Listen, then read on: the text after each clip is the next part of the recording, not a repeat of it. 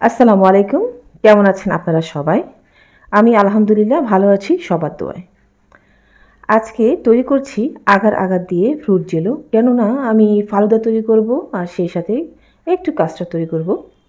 তো ফালুদা তৈরি করব ১ গ্লাস, তাই সে আন্দাজে আমি কিছু জেলো জমিয়ে নেব। এখানে আমি ১ কাপ পানিতে ১ চামচ আগার আগার পাউডার নিয়েছি আর সেই সাথে ২ টেবিল চামচ দিয়ে দিচ্ছি চিনি। ভালোভাবে মিশিয়ে নিয়ে এবার চুলায় জাল দিতে হবে। ২ থেকে ৩ মিনিটের মতো জাল দিতে হবে। এরপরে এই গরম গরম আগার আগার কী করতে হবে, কিছু ফুড কালার ওপরে ঢেলে দেব। এখানে আমি আগে থেকেই ২ ফোঁটা করে ফুড কালার রেখেছিলাম। এখানে সবুজ আছে, হলুদ আছে, কমলা আছে আর সেই সাথে লাল রং আছে। সমান সমানভাবে সব কিছু দিয়ে আমি ভালোভাবে একটু নাড়াচাড়া করে রঙগুলো মিশিয়ে দিচ্ছি গরম গরম আগার আগারের সাথে। এবার রুম টেম্পারেচারে একটু ঠান্ডা করে নিয়ে এরপর এগুলো ফ্রিজে রেখে দিব। এই ২০ মিনিটের মতো হলে হবে। ২০ মিনিট পরে ফ্রিজ থেকে বের করলে এরকম জেলো তৈরি হবে। জেলোগুলো আমি একটু বড় বড় টুকরো করে কেটে নিচ্ছি। এই বড় টুকরোগুলো আমি কাস্টার্ডে দিব আর অল্প কিছু পরিমাণে রেখে সেগুলো আরও কিছু ছোট ছোট টুকরো করে কাটবো ফালুদাতে দিতে। আজ এখানে কোনো এসেন্স আমি অ্যাড করিনি। চাইলে এসেন্স অ্যাড করা যায়, যেমন কমলা রঙে অরেঞ্জ এসেন্স আর হলুদ রঙে ম্যাঙ্গো এসেন্স, সবুজ রঙে লেমন এসেন্স, এরকম কিছু অ্যাড করা যায়, কিন্তু আজ আমি কিছুই করিনি। তবে এসেন্স অ্যাড করলে এই স্বাদটা একটু বেশি হয়ে যায়। আচ্ছা, তো এদিকে আমি কিছু কাস্টার্ড সস তৈরি করে নিচ্ছি।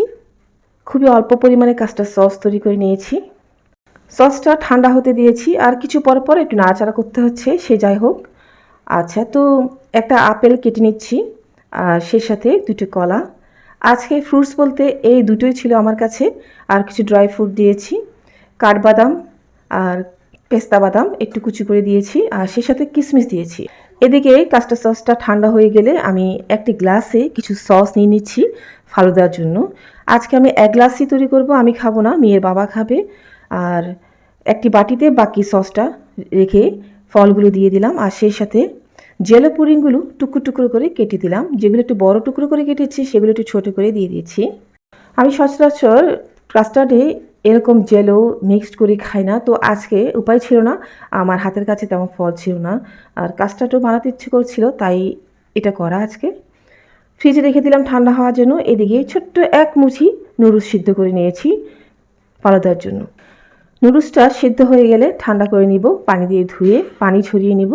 এবার কাস্টার্ড সস রেখেছিলাম একটি গ্লাসে, সেখানে কিছু নুডলস দিয়ে দিচ্ছি। তার আগে কিছু আইসক্রিম দিয়েছি আর সেই সাথে জেলোগুলো দিয়ে দিচ্ছি আর আরও কিছু কাস্টার্ড দিয়ে দিচ্ছি, অর্থাৎ কাস্টার্ড সস, আরও কিছু জেলো দিয়ে দিচ্ছি। এরপরে একটু নুডলস রেখে দিয়ে দিব আরও কিছু আইসক্রিম। তো এটা আমার ইচ্ছে মতোই আমি করছি। এই পর্যায়ে উপরে ছানা রাখা হয়, হাতের কাছে ছানা ছিল না, আমি আরও কিছু আইসক্রিম রেখে দিলাম, আরও কিছু ফ্রুটস রেখে, ফ্রুটস অর্থাৎ জেলো ফুড কালার রেখে রু আফজা দিয়ে পরিবেশন করলাম। আমার এই রেসিপিটা কিন্তু অরিজিনাল লিবার্টির রেসিপি, যা আমরা নিউ মার্কেটে লিবার্টিতে গিয়ে একসময় সবাই খুব খেত, এখনও খায়। তবে এখন আমার মনে হয় না সে আগের মতো ফালুদা লিবার্টিতে পাওয়া যায়। তবে আমার এই রেসিপিটা শেফ থেকে পাওয়া। তো এটা আমি অনেকজনকে শিখিয়েছি আর অনেকজনকে করে তো খাইয়েছি। তো আপনারা এভাবে করে দেখবেন। আর যদি আজকে আমার ভিডিও দেখে রেসিপিটা ভালোভাবে না বুঝেন, আমার স্মার্ট হবিস কুকিং চ্যানেলটি সাবস্ক্রাইব করে অথবা ফলো করে দেখে নিতে পারেন এই ফালুদার সম্পূর্ণ রেসিপি। আজ তাহলে এই পর্যন্ত। আমার আজকের সারাদিনের সুইট মেমোরি কেমন লাগলো কমেন্টে জানাতে ভুলবেন না। আশা করি ইনশাল্লাহ নতুন কিছু নিয়ে খুব তাড়াতাড়ি দেখা হবে। ভালো থাকবেন সবাই, আমার জন্য দোয়া করবেন। আল্লাহ হাফেজ।